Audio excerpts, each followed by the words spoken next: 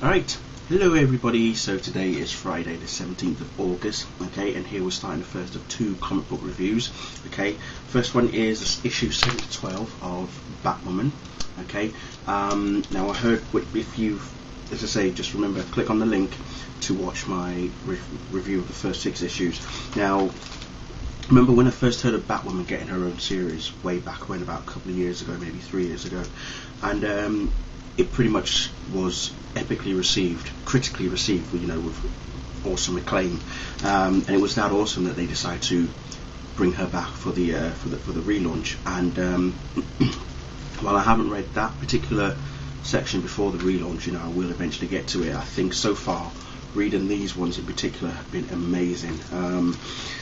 She's all about the paranormal, mystical type of things, and the story carries on from, obviously, from when I last left it in the last review, whereby she's taken on a group of, well, can only be described as mystical beings as such, not mystical per se, but rather, you know, as I say, paranormal and supernatural kind of thing.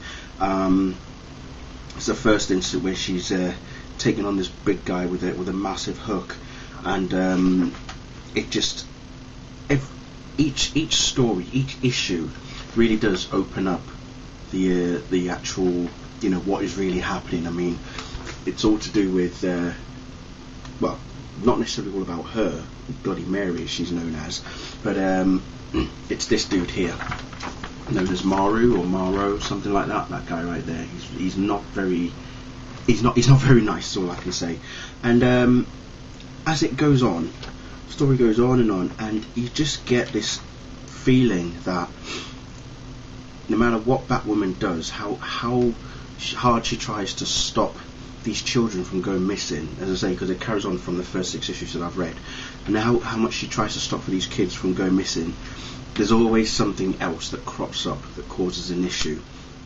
The DEO eventually get in touch with her to give us some new gear and all sorts of stuff. So it just goes on from there. And what I also love is how in some issues, or at least in all the issues, it gives you a timeline of the story up to now. So for example, in issue 7, okay, we get what's known, so, you know, it says at the top there, it says Batwoman's story now, and then you then get, let's have a look, like Jacob, her uncle, her dad even, I believe, yeah, Jacob's story, which was what, 3 weeks ago. Then you then get, it gives you, you know, Kate's story 2 weeks ago. So it gives you all the different versions of what's happened up until the present moment, and how they've reached this particular point in time, kind of thing. So anyway, so that's how it all happens, really. So as the issue goes on and on and on, as I say, it's all the same thing. And by the way, I just have to quickly go on about the artwork. I'm sorry, but I absolutely love the front cover here. I think this was done by Amy Reeder, who unfortunately was no longer working on Batwoman after issue 9, much to a lot of people's dismay, because I actually quite love the front cover that she did. So as I say, the story goes on. You've got the weeping woman, the children who have gone missing. The DEA are helping out Batwoman even. She's trying to pin things together, trying to stop, you know, the killings from happening, from the children going missing. The DEA have a leverage on Kate, to do with Maggie Sawyer, because obviously her and Maggie are an item, and it just gets to a point where she doesn't want to put Maggie's life in danger, so she tries to make sure that, you know, Maggie doesn't get in the way. And then obviously at the same time, you've got Jacob, her dad, looking after Betty, who is in a serious critical condition. She's in a coma after the massive accident she had in the first 6 issues anyway, and it just goes on and on from there. She eventually catches up with the bad guy that she's been after. I've completely forgotten his name now, and let me just try and see if I can get his name, because he is quite a you know, not such a helpful dude kind of thing. Oh, sugar.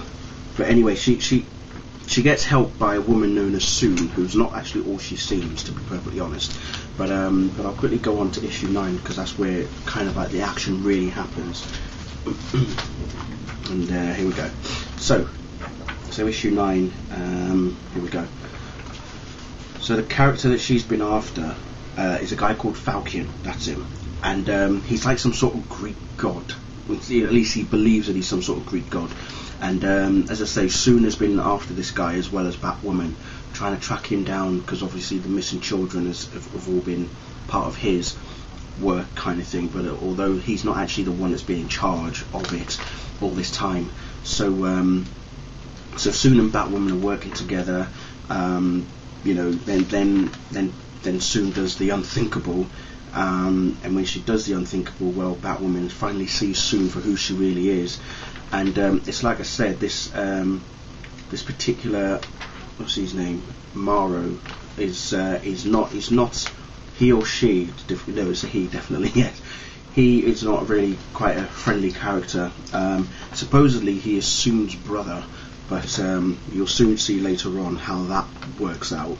But like I say, you know, the whole timeline thing and everything, it gives you all that perfect information as to what happened 3 nights ago, what happened 2 weeks ago, all that sort of stuff. So anything that you might think that was missed, or if there's certain plot holes, they do cover it. They cover it in all the issues in this story, which I think is really good. So anyway, as I say, by this time, Soon has taken out Falcon, and then her and Batwoman, hello, share a kiss. Oh dear, Kate, that's not good. So we get on to issue 10, and let's have a look. Let's see what we've got. It has been a while since I've read these, so I'm refreshing myself at the same time as I'm reviewing all of these, so bear with me. But anyway, so there's Batwoman and Soon are both lip locked together. And then, as I say, Soon takes out Falcon, much to Batwoman's dismay and shock. She didn't appear. She didn't want that to happen. She knew that she was going to do that, but she didn't want her to do it. Tried to stop her from doing it, and obviously it didn't happen. She didn't stop her in time. So anyway, as it moves on, we even get Maggie Sawyer having a bit of a emotional state herself. Obviously she's got a child herself. She's got a daughter, so she gives her daughter a call just to hear her voice, kind of thing. Jacob is still standing with Betty, hoping she comes round eventually. Killer Croc is on the loose. Killer Croc is he's part of the group. The group is known as Medusa. At least that's what we're led to believe, that the group is called Medusa. But later on, you'll find out that that's not the case. So we get moving. Agent Chase, who's part of the DEA or DEO even, is also, as I say, she's helping out Batwoman along with Soon. Time goes on, you know, we get a bit of history regarding Croc and how Croc comes about to help Morrow and be part of the cult, as it were. The whole history regarding the crocodiles and alligators, even quite interesting, I have to admit. So that he gets mutated into some hideous-looking larger alligator. It was not very pretty to look at. And so, as I say, the story goes on, and then you'll see that when it happens, Soon turns into Morrow, because she says, "This is my brother's idea." You know, and then it turns out that in actual fact, Morrow and Soon are actually the same person, which I thought was quite scary. So you can just see it here, the transformation.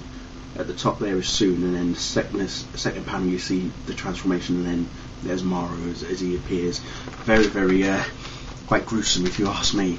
So anyway, as I say, it goes on from there, gets more and more interesting, and then you know, Batwoman is up against Soon Morrow at this point. She doesn't know what to think. She doesn't know what to believe. She's slightly confused. You know, Bloody Mary comes in, the Weeping Woman. As you can see here, this is Morrow's little group right there. So there's Bloody Mary. There's the Weeping Woman and the children, and the dude with the hook there as well. So these people have all been under his command. They go to try and drown Batwoman. As I say, Jacob is still looking looking after Uncle his niece Betty, as you can see there. Puts the mask back on her, bless her. Then we've got, as I say, it goes back to 15 minutes from now, Maggie's story. So we're looking at Maggie Sawyer here. Carries on from there.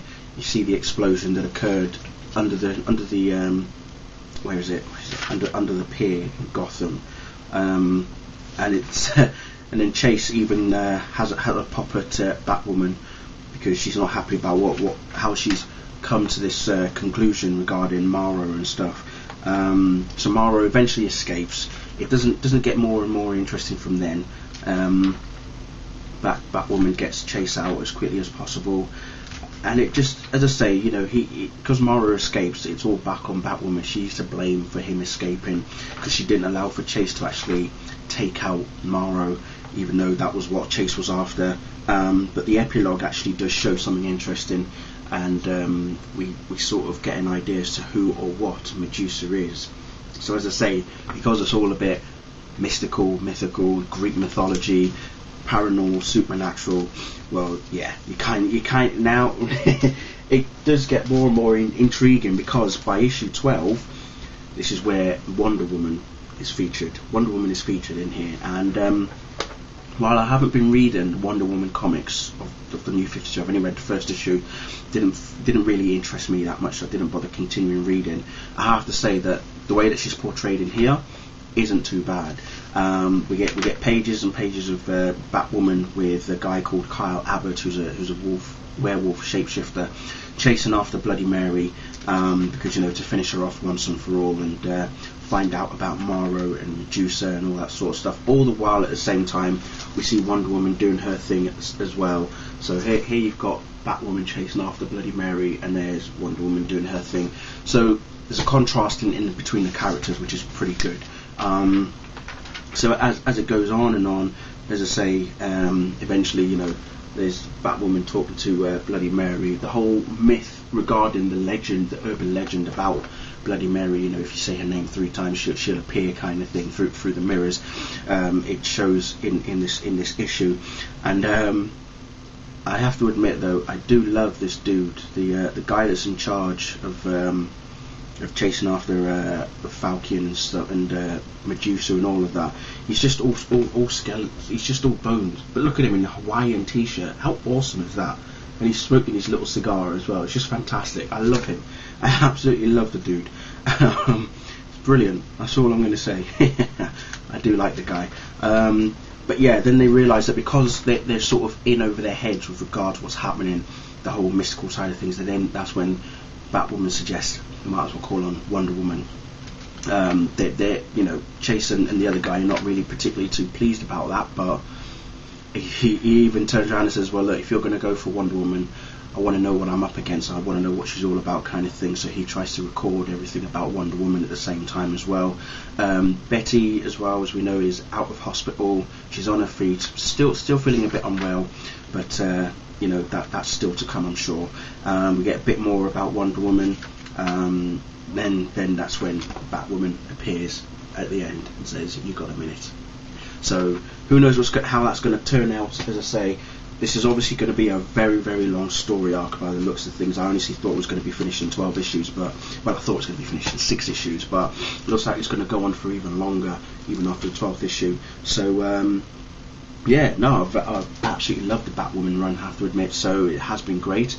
We'll see what happens after October onwards from issue 13, because remember, next month 0 issues will be released, and that will give us some more insights to what's coming, what's been done, what's happening at present. So we'll learn a bit more about Batwoman, I'm sure, in the 0 issue next month, and then after that back to the normal story, see what happens from then on, who knows. But anyway, thanks a lot for watching. I'll see you all later. Bye.